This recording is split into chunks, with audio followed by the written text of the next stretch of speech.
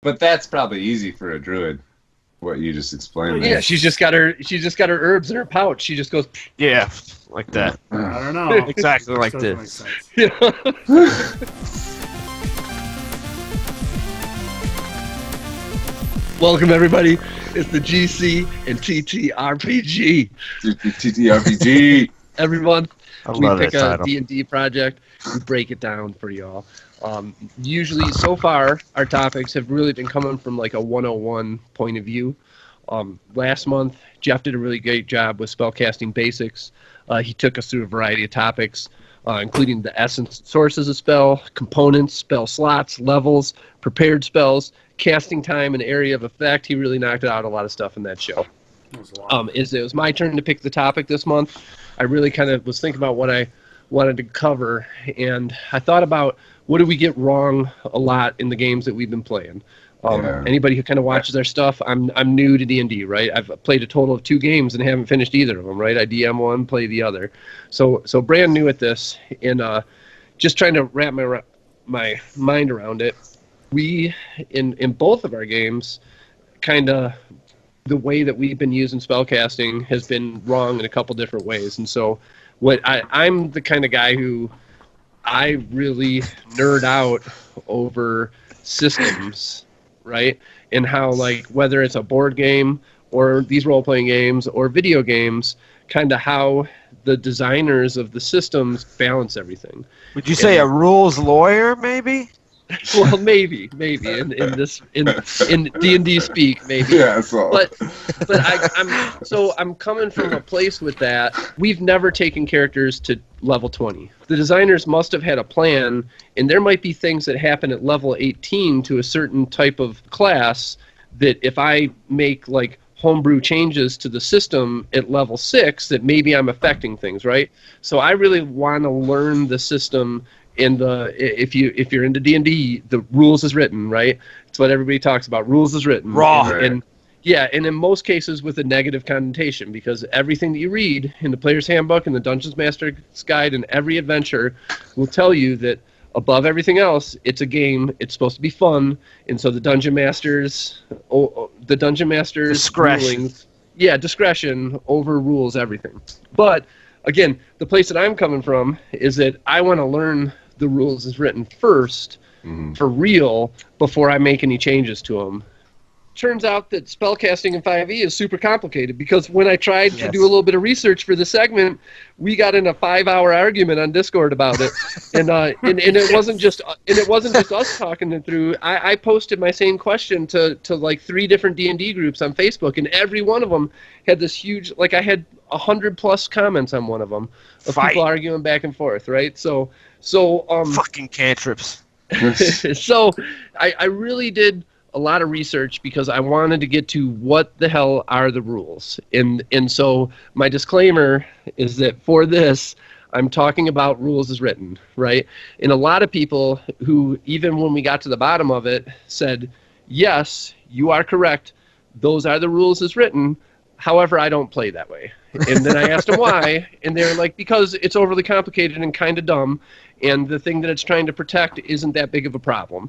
And so anyways, what we're breaking down here, it's a long way for me to kind of disclaim around it. As D&D is half the time. Right, is that I want to talk about actions versus bonus actions, and spells versus cantrips. And I'm also just talking about the basics of both of those. I know that there's some kind of side things with action surge and whatnot. If you're going to multi-class a spellcaster and a fighter, you're giving yourself an extra action, which makes it even more complicated. We're just talking about the base, like level 3 wizard, sorcerer, warlock, or whatnot, and how can you use your action versus your bonus action. Now, you might assume that because the word action and bonus action, and the fact that as a character you get an action and a bonus action on your turn, you would assume that maybe, hey, if I got a spell here that says it's an action and another spell here that says it's a bonus action, that I could just use those 2 spells in my turn. Not the case. No, not that simple.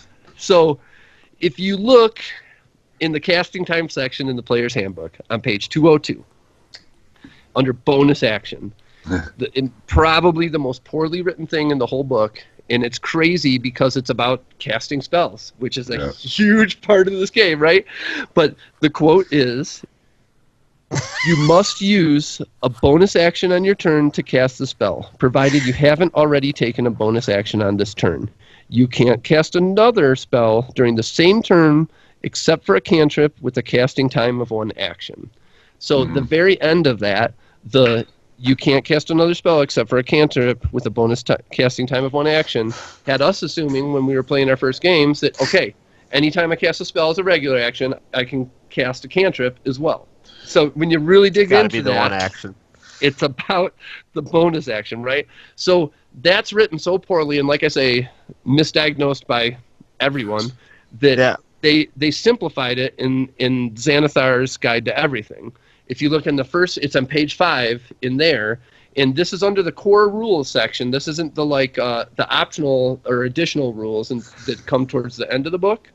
When they talk about the bonus action in Xanathar's, the quote is, if you want to cast a spell that has a casting time of 1 bonus action, remember that you can't cast any other spell before or after it on the same turn except for cantrips with a casting time of 1 action. 1 action. So, essentially, if you cast anything, any spell that is a bonus action, the only other spell you can cast is a cantrip. Correct. In that turn, the only other thing you can cast in that turn is a cantrip. So it has to be a cantrip with one action, not a bonus action. With 1 action, right. You couldn't use the bonus action, right. You can't use a bonus action in a bonus action. Bonus action cantrip would not work. Within a bonus action. So, here's how I simplified it as much as possible, and here's what I'm going to give to all the players in my game before the next session that we play. A basic, it's a pretty easy thing. You can do 4 things on your turn if you're a spellcaster. You can just cast a spell that's an action, and then do something else, right? Move, whatever you want to do. You can cast a cantrip. That's an action.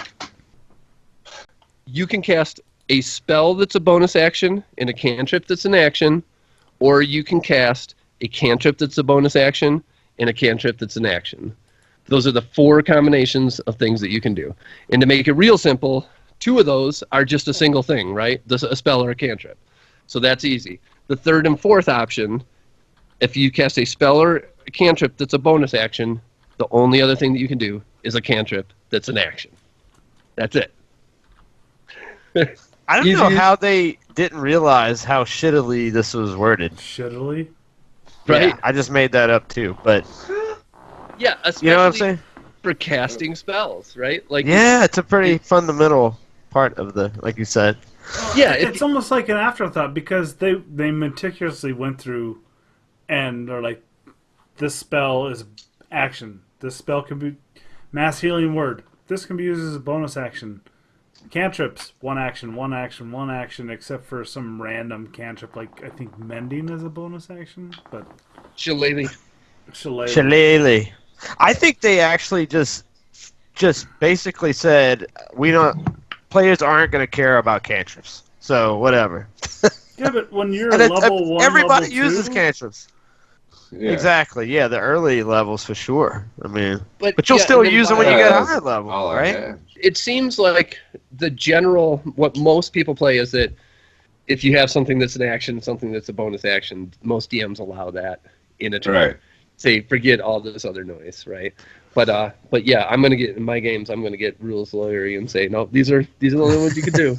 Like I say, until I get to play characters and see them all the way through, I don't want to change the rules, especially for combat. Like I feel like there's a lot of things in D&D that you can be real fluid with around the story and the role playing aspects of the game.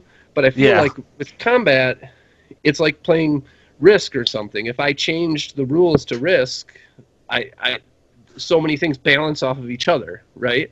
And I just feel like I haven't seen I haven't seen every class, I haven't seen every race in all the way to the end, right? To be able to make a good decision about changing it.